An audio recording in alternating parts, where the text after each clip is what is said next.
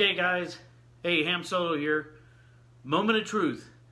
I finally got in the stuff that I've been waiting on all this time, and we should have an operational radio after I get this installed. There are a couple things that I have to do first, and so I had been waiting on a power supply that I had ordered from DX Engineering, and it was on back order for about a week, I guess, maybe 2 weeks. And it was supposed to be in on about April the 5th, and it got delayed a couple days, and then I got an email all of a sudden that said it wasn't available until like April 28th or April 30th. And so I didn't want to wait anymore, and so I got on R&L Electronics and ordered a different power supply so that it could get here in a more timely fashion. And I just got it in today. It is a Jetstream switching power supply, JTP S32 MAB. It's 13.8 volt, obviously, 30 amp output current, and it's going to have some power pole connectors in the front. I'm going to do an unboxing right now, and so I wanted you to see that. I also picked up a third hand tool, you know, the ones you use to hold stuff when you're going to solder, right? So I'm going to open that up. The reason is that I had to buy some 3.5 millimeter jack that I need to solder onto the end of that Kenwood speaker that I'm going to use as my external speaker for the radio. And so I have never soldered before, so hopefully I don't mess it up too bad. I have a soldering iron, I've got some flux, I have some solder, and so I am going to attempt to do that. You know, I'm not sure if I'll need the third hand for that, but at least I'll have all the other stuff already so I can solder this connection on here. I'll probably film it. I'm not saying it'll go well, because like I said, I've never soldered before, so this is going to be a learning experience for me, as well as you know, when I do get my general and start getting into HF and I'm doing more of my antennas, my intent is to do my own either off-center fed dipole or a random wire, and I'd be soldering connections and everything, so might as well start somewhere. So I got that stuff, and I'll probably film that here in a little bit. But let's get to unboxing this power supply. So I've got it sitting in front of me. Tilt the camera down a little bit. All right. And so fairly small. I think the weight from UPS said it was 3.8 pounds. So it's not very heavy. Alrighty. So, instruction guide, fairly small. It's like 2 to 3 pages. It's basically just pointing out where the features are on the box. Alright, set that aside. And I got a power cord, standard 3-prong, right? And then I have the power supply. And that is the only thing that's in this box, is that power cord and the power supply. Alright, so let's unwrap it. I can't believe that I got my license pretty much 30 days ago, and yet the only thing I've been able to use is my Baofeng, because I've been waiting so long on all these different parts to come in. But this is it. So it's got a voltmeter on the front, and it'll do either volts or amps. That light's killing me. Hold on one second.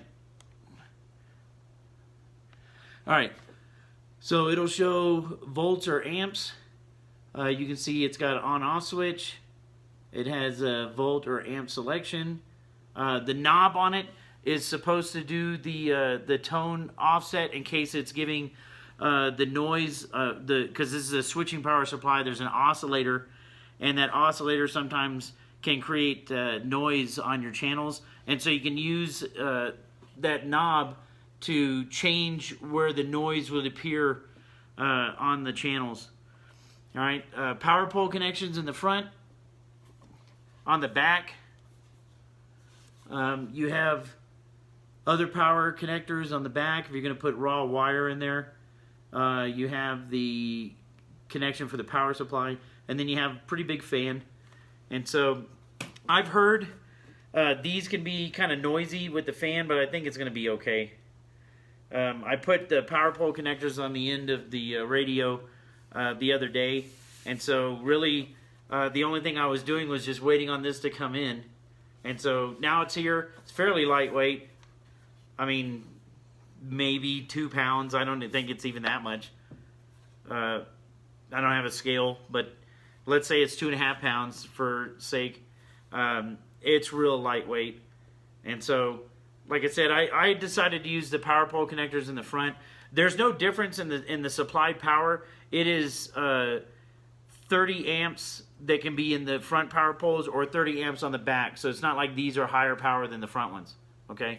And so I have seen where everybody was using the power poles, and I just wanted to give it a try. And so I took the extension cable that came with the radio, and I put power pole connectors, crimped them on the front of that long cable, and then I'll just plug it right in the front of here and see how it works. And so this is here. All I really got to do is plug the radio in. I've run the antenna wire. You saw that video from the attic. And now I think what I'll do is I'll go and try to solder this connection onto the speaker cable. And so that way I have the external speaker from right away. I've not programmed that Kenwood V71A yet. And so that'll be also a chore. But I just wanted to let you know everything was here, and we'll see if we can get started, and maybe I can get on the radio. All right? So let me cut away for a little bit, set up the solder station, and then see if we can do some of that before I go any further. All right? So stay tuned. All right, guys. Ham Subtle here again. So I've got, I think, my stuff set up in order to do the soldering of the tip. What I have here in front of me is I have a Weller soldering iron. I've got the little third hand set up, which I'm not sure if I'm even going to use. I do have the end of a 3.5 jack, and the other piece is here. Right, that's the end. And then I have the speaker, which I'll drop because the cord's pretty long. So I'll put the speaker down here. I've got the cord. For some reason, this one's for a different radio. And so it came with these types of banana plugs on the end. And apparently, that's not going to work in the V71A, even though they're both Kenwood, right? So I'm going to have to take off these ends and then put the 2 wires and connect them to that mono 3.5 jack. And so that's kind of what I'm going to do right here. So first thing I'm going to do is I think I'm just going to try to feed the wire through the back end of this plug. See if I can get that in there, which I did. And so there's the plug. It came with this little plastic piece, and that little plastic piece just kind of covers up where you're going to make the connections on the 3.5 jack. And so I'll slide that one on there next. And then basically I'm ready to solder to the back end of the jack. The center prong there, that is going to be where the black wire with the white stripe, the positive goes. That's the center to the tip of the plug. And then just the all black wire is going to go to the back part, the sheath, and that'll be the earth ground, I guess. And so let me get this ready. I'm going to cut off the ends, get rid of those plugs.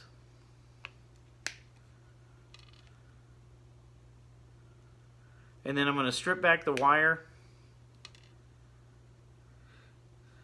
They're saying that on the small, or on the white stripe part, you don't want to have a lot exposed.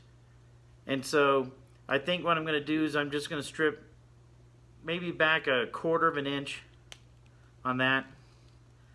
And on the black one, which is going to go to the black sheath part, I might strip off a little bit more.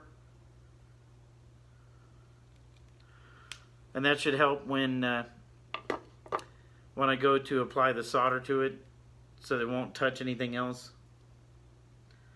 Twisting the wires. Alright, so I have the one with the white stripe, a little bit shorter. The one with the, it's better against my shirt, I guess. The one with the black, all black, is a little bit longer. Again, I've never soldered before. I don't even think I need this flux. I think this is mostly, it looks like it says it's for, it says lead, tin, steel, and other metals for use with solder alloys. Oh, not for electronics use. Well, there you go. So I bought this and I don't need it. So, put that down. Now I'm going to do something on here that's called tinning. And I think that's where I apply some solder just to the ends of the wire. But it's real light. And I think that's supposed to help the solder to adhere to the wire. Or stick to it better. And I'll do it on both sides, both pieces. Just heating them up. I don't really have a lot of reach with this solder iron. This is going to be kind of awkward. So let me put it in the little helping hands, right? So I got it.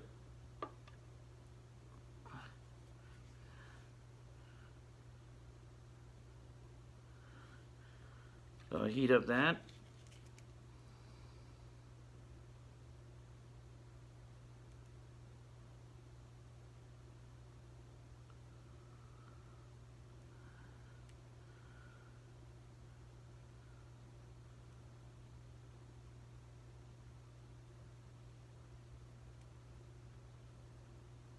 There we go. Spread it out a little bit.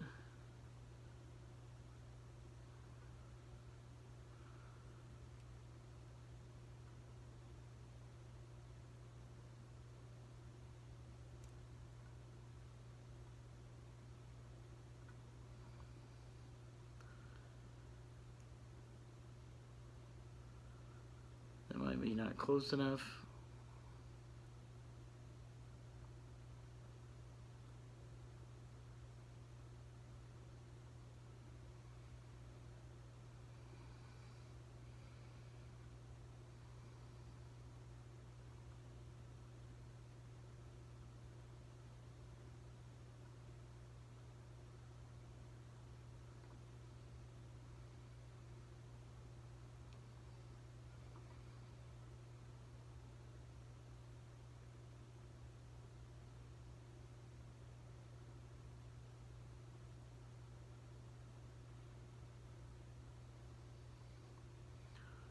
Not sure if I'm not heating it up enough.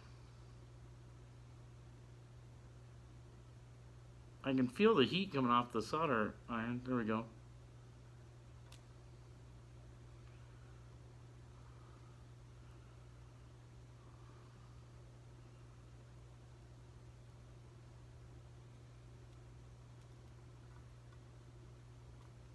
Oop, shit.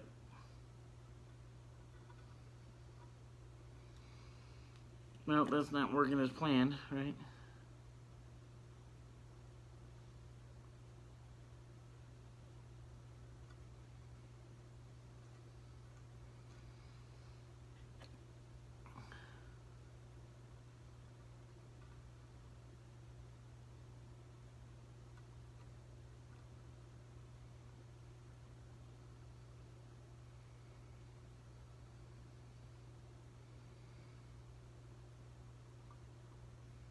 There we go. Alright, that looks pretty good. Whew! Harder than I thought. I dripped some on this tabletop, you know, so I have to clean that off. Now what I'm going to have to do is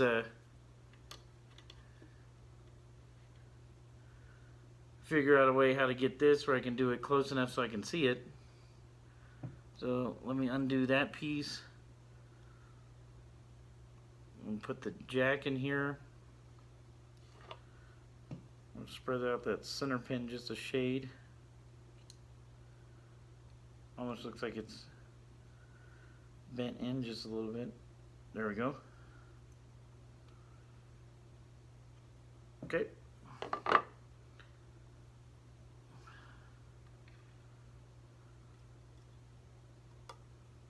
Hold on to it there. Got the little magnifying glass out. I'm wearing my glasses too. Getting old kind of happens to you. Right, so I got the center one there. I can see it.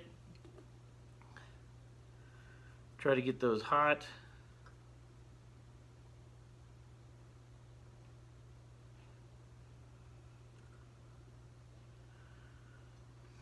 It's moving just a little bit.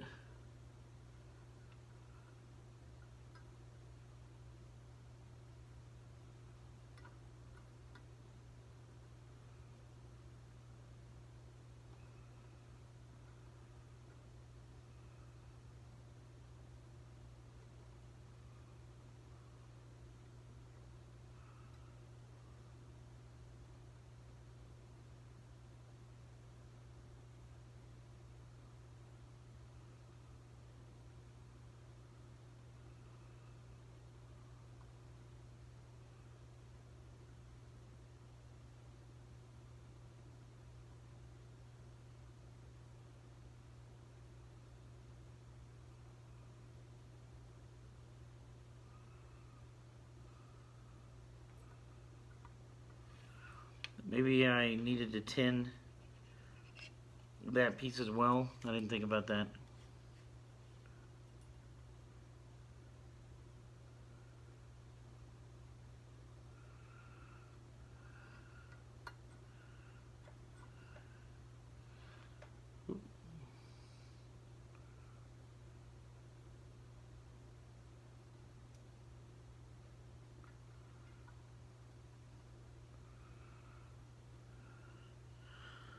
Okay. Try it again. Black with a white stripe.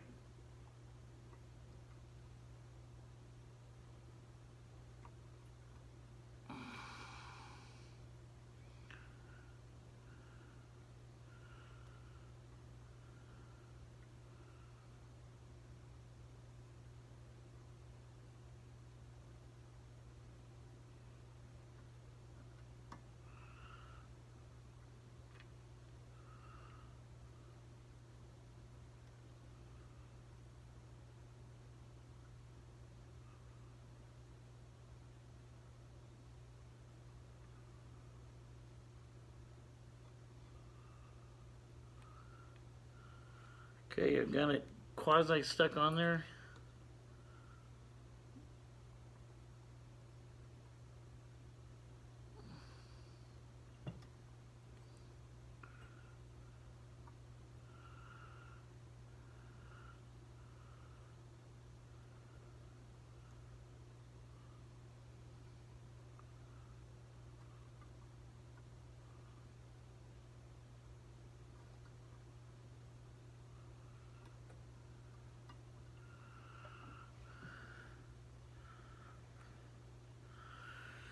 You know, you other guys who do this all the time make it look so easy. And I am not having the same kind of ease with it as you are.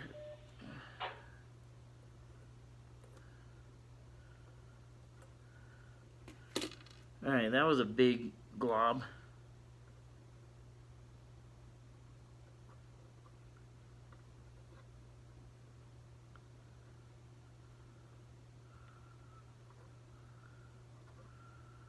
Alright, but it's on there.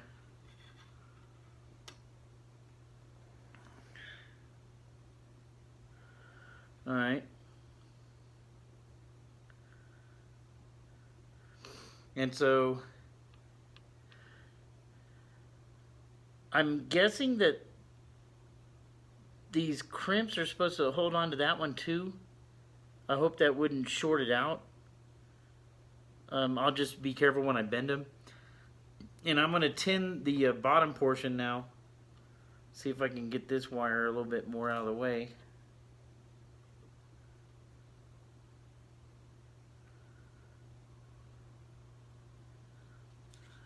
Alright. So let me try to tin the bottom portion.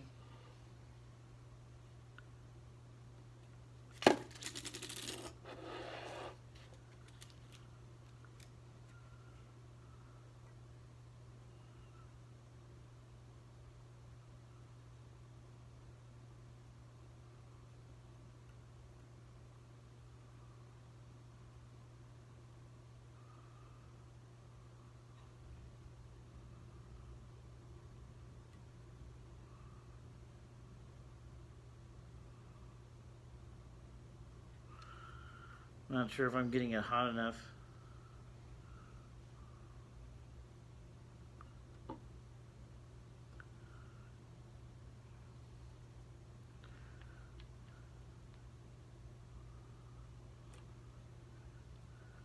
Maybe I should have done the bottom one first. Lesson learned. Whoop. Yeah, I'm trying to burn the cable.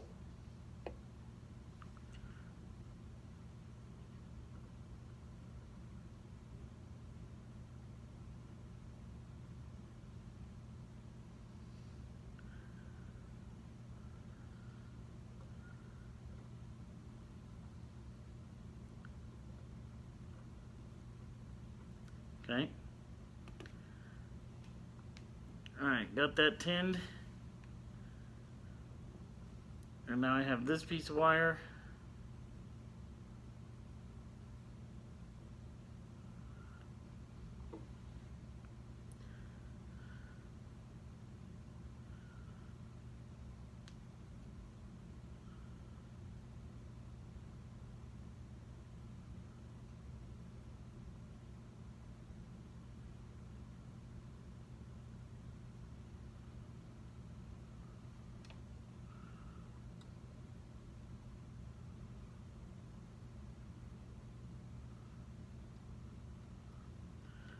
It's moving too much in the helping hand.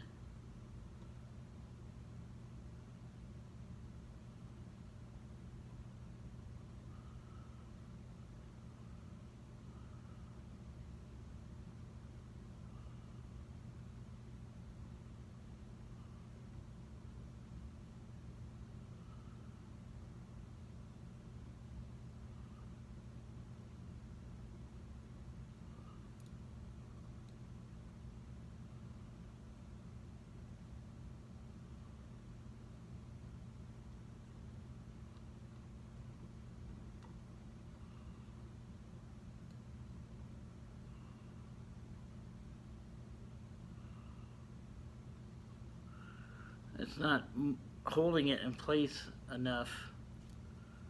So I'm gonna try to do this where I can get that to hold it.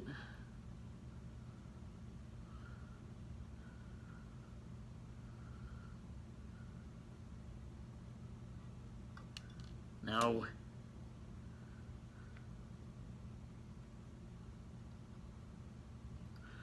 Alright, let me slide this magnifying glass out of the way. Let me change the orientation of the plug in the alligator clip. It's holding it a little bit tighter. Alright, that's out of the way.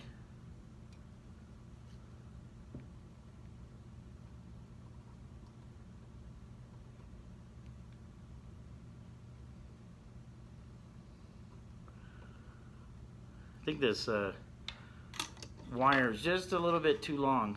So I'm going to cut off just a little bit of it. Right where that glob of solder is.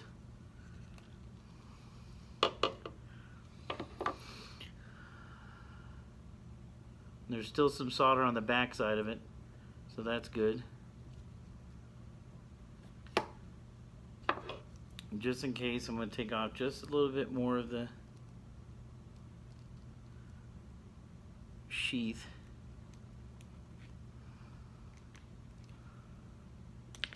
Right. That's plenty.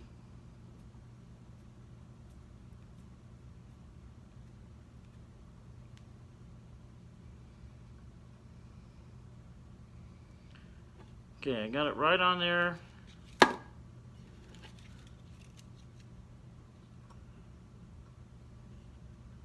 It's gonna be tricky doing this three-handed.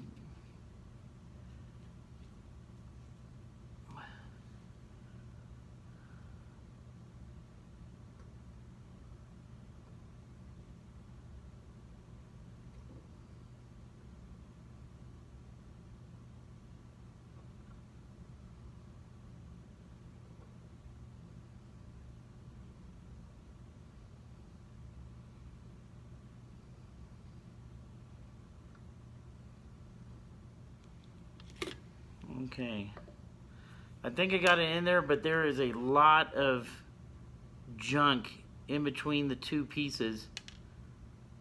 Yeah. Alright, so now that's out of the way again. Guess the idea is I wouldn't want it to ground out. Right? So I think that piece needs to stay further down.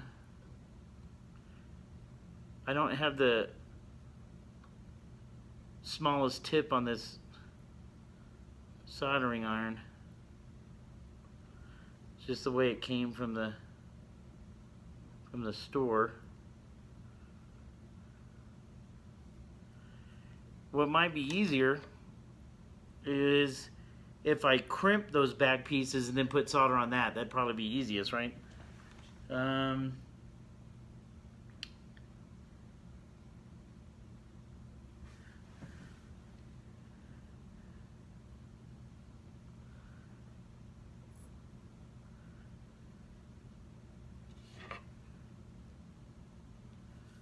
Not sure if this would do the trick. No.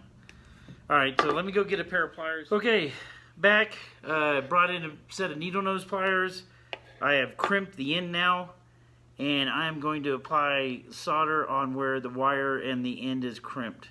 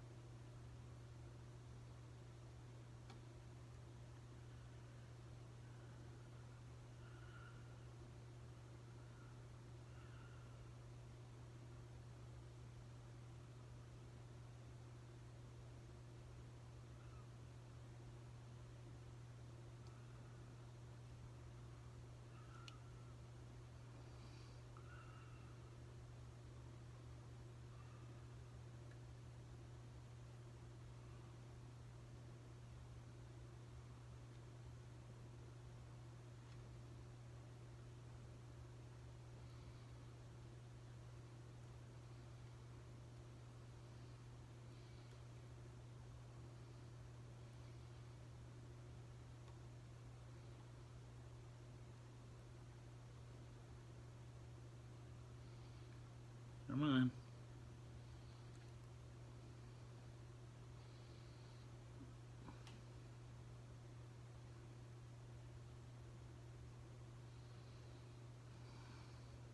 Alright, I think that's it. So, I want a little bit of separation between that positive and negative plug. And so, I need to, I want to pry this out just a shade. Just so I don't have them right up against each other.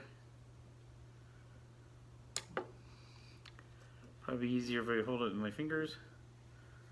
It's not hot anymore.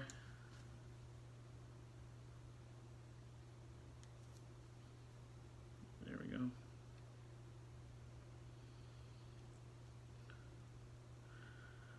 Alright, so first soldering attempt, not not too horrible, I don't think. There's a little bit of bulbous solder on there, but I think that's going to be good enough. Both pieces for sure are connected. So let me slide this little plastic covering over.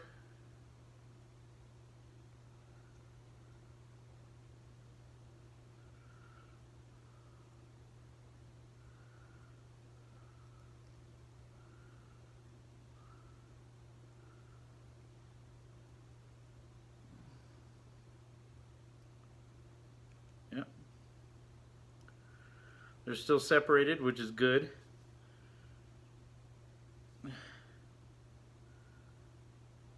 I've got it over, I think, the majority of both pieces. There we go. And now the end of the jack. Bring it up. This should protect the connection.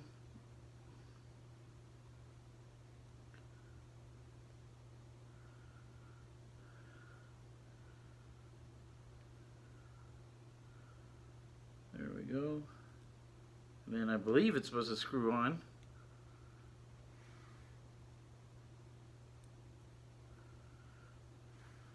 I have to hold this.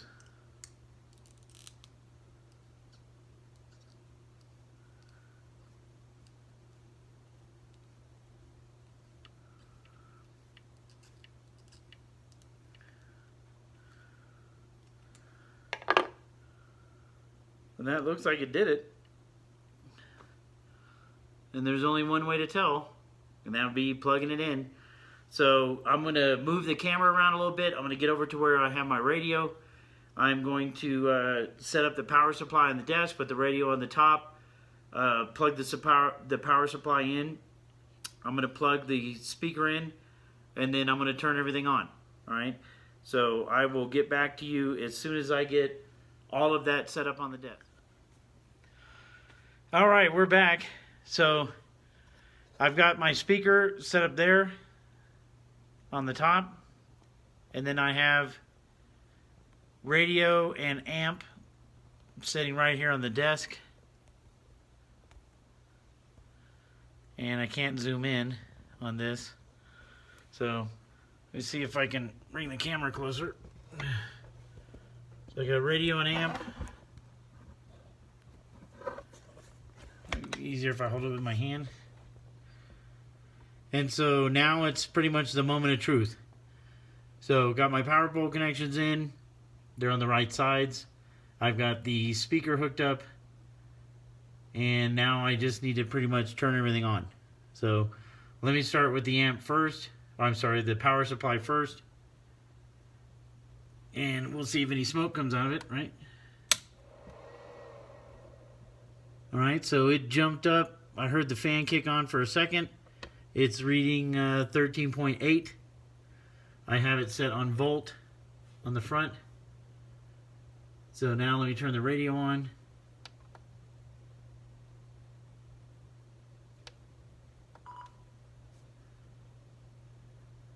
And it came on. And I actually heard the beep come out of the speaker up on top of the desk. So I haven't looked at all the requirement stuff for the radio yet. I definitely haven't programmed it. So any other sound that might come out of it, I think is going to be just mainly me playing around with the knobs until I figure out. There's my squelch.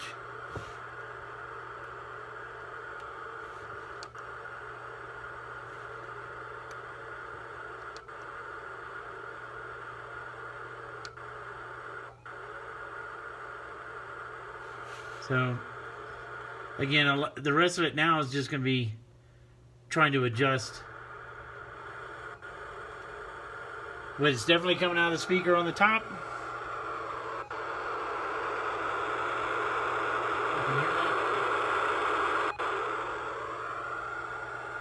And so, I don't know what the intermittent beeping's for. I don't know if it's something to do with the channel. So let me turn it off and let me go over the paperwork and I'll get back to you in a little bit. All right, so I started going over some of the paperwork, and I am doing some things on the radio, but I wanted to let you hear this and see what you think about it. I've got the thing set right now on my local repeater for my amateur radio club, Mountain Amateur Radio Club, and I also have the other channel set for one twist off of a weather channel. And so I'm going to play this. This is while the speaker is hooked up on top. All right, so I'm going to turn this to that channel. Mostly sunny with a 30% chance of snow showers. Highs in the lower to mid-40s. And so that's what it sounds like Cloudy with a 10% chance of snow showers. coming through that speaker that's up on the top. Wednesday, partly sunny with a 10% chance of Now, I'm not really sure if there's a problem, with my cable, or what the issue is. Now I'm going to unplug it, and I'm going to let you listen to the actual internal speaker that's on the radio.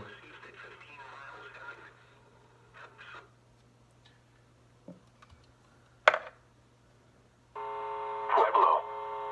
Cloudy. 61 degrees. The wind was gusting to 30 miles an hour.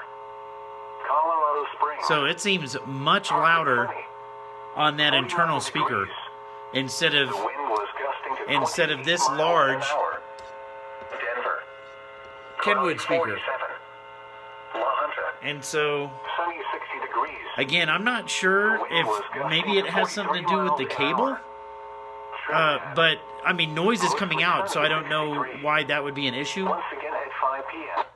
So let me turn it off frequency. So I'm not really sure why that would be an issue, as far as the amount of volume that's coming out of that speaker. It seems like it should have been putting out more than that little internal speaker, and it definitely is not. So I'm going to have to revisit that. I did buy a second plug in case I jack this one up, but I don't think that I messed up the plug itself.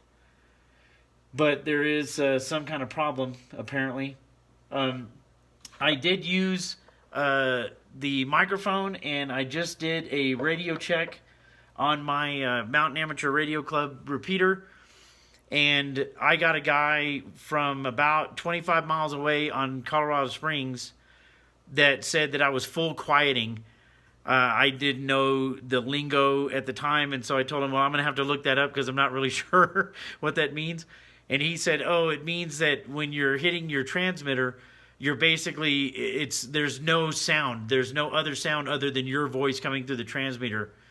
And so apparently that's a good signal quality. And so I thanked him for that. I'm running right now on medium power when I transmit, which is 10 watts. My repeater, though, is only about 3 miles from the house. And line of sight is probably maybe 2 miles. But driving down the road's about 3 miles. And so I'm hitting that repeater 2 miles away with 10 watts. But yeah, he said there was absolutely no other signal other than my voice modulation, which is good. And so it seems to be functioning properly for right now, other than the quandary with this external speaker. So I'm going to leave that off for now and just use the internal Saturday, cloudy with a 30% until I find out what the problem is. So highs in the lower 40s. again, I got still some more to read. I'm just now tiptoeing in the book. I'm on page 9, and so it'll take a little bit to obviously get through it and get on good with the radio. I do have the cable and the software for programming, and so that'll be the next thing. I'll go in there to Repeater Book, and I'll probably program in the repeaters and the other channels that I need, and that's going to take a little bit of time too. But right now I'm pretty happy with what happened. My antenna apparently is working well in the attic. The J-pole you saw in the previous video put up. My power connection that I did with the power poles that I added to the cord worked fine. my antenna wire, running it through the wall and down here into the shack and into the radio works good. And the only iffy would be this connection, and if I did something wrong with that 3.5 connection and going to the speaker up there. And so that's the only hindrance. The power supply works. Everything is hooked up. I made my contact and got a reply back and said it was good signal, and the internal speaker sounds great. So I'm at this point really happy with what's happened so far, and I think that's going to be it for now until I get through my book and then get into programming the radio. But other than that, I'm fairly excited about what happened, and it looks like I have a functional working unit here in the house, or QTH, as my current base station.